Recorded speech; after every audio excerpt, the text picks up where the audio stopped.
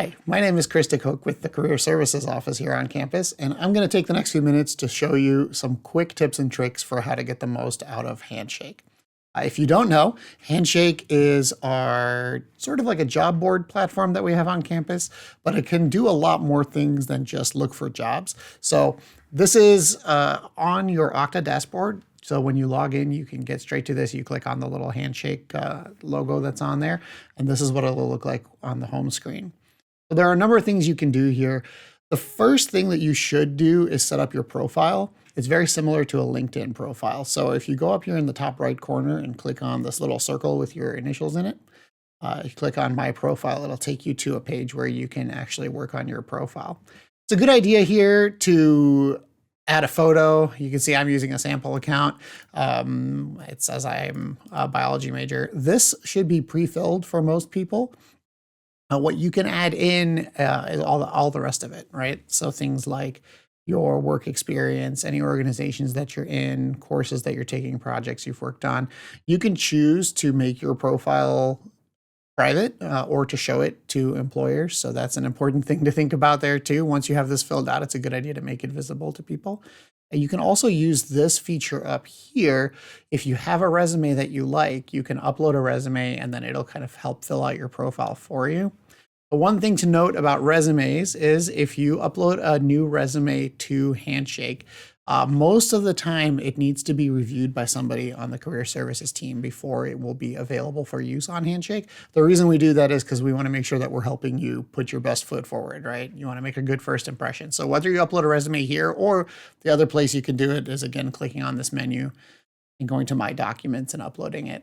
We'll review it. We'll usually give some feedback on it. And then once we get to a resume that you like and that is really presenting your skills in the best way, it'll be available for use on Handshake as well. The other thing that I wanted to draw people's attention to is this little bell icon up here. So Handshake will do notifications. If you notice on the home page here that there's also an app that you can download, I recommend that you download the app. A lot of times, once you've made your profile public, employers will reach out, right? So whether you're looking for internships or things like that, employers can actually message you through Handshake. Those will show up in your inbox here. You get a little alert on the bell up here and it'll show up in your inbox. This works very similar to an email inbox. A lot of times we get students asking if these are real messages or if they are just spam that gets sent out. And sometimes there is some spam on this, but a lot of the time it's an actual message from an employer who is encouraging you to apply for a position that they have. So again, it's a good idea to check this every now and then. If you see a little red number up here, that means you have notifications. Come in and check your inbox and see what's over there. One of the other big things that Handshake is great for is events, right? These are going to be mostly career-related events, things that are going on to help you find jobs or internships.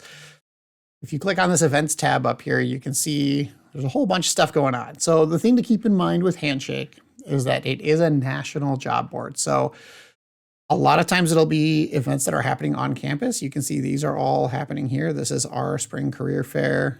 We have a number of Handshake workshops, a really great thing to sign up for if you want to really take a much deeper dive and go more in depth. LinkedIn workshops, things like that. You can see some off-campus events. So these are great things to look at. So if you're looking for career events, you can come and take a look here. And then, of course, there is the all-powerful job search function. So this is the last thing I'll show you here really quickly. If you click on jobs, this is super powerful. But again, there are 21,000 jobs here, and this is mostly global, right? So it's a good idea when you're looking for a job. You can obviously filter by part-time or by internship or full-time jobs. So if you hit these filters, it'll filter down those jobs. What I recommend most people do is to go by location first, right? So if we say location, and we want to keep it to Aurora, obviously you can use any location you want. I normally recommend that you keep this at 50 miles because you don't want to narrow your search too much. If you say show results, now it'll show you just jobs within about a 50-mile radius of Aurora. Other filters that are useful, you can filter by on-campus positions. If you're looking for an on-campus job, you can filter by internships. You can filter for roles that are looking for specific skill sets. It's really quite powerful. If you need help, feel free to reach out to Career Services and we can help with that.